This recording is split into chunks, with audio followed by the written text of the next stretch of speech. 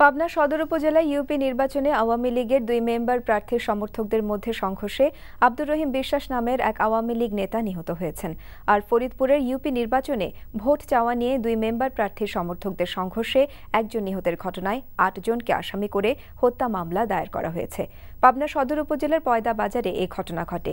নিহতের ফুফাতো ভাই হাবিব বিশ্বাস জানান, গয়েশপুর ইউনিয়নের 3 নম্বর ওয়ার্ডের 2 মেম্বার প্রার্থী সান মোল্লা এবং আমজাদ হোসেন বিশ্বাস এবং তাদের সমর্থকদের মধ্যে বেশ কিছুদিন ধরে বিরোধ চলছিল। সকালে পয়দা বাজারে যান আমজাদ বিশ্বাসের ভাতিজা রহিম বিশ্বাস।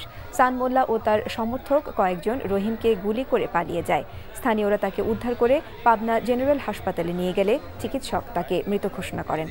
অপরদিকে ফরিদপুরের ভাঙ্গা উপজেলায় ইউনিয়ন পরিষদ নির্বাচনে ভোট চাওয়া নিয়ে 2 মেম্বার প্রার্থীর সমর্থকদের সংঘর্ষে একজন নিহতের ঘটনায় 8 জনকে আসামি করে হত্যা মামলা দায়ের করা হয়েছে।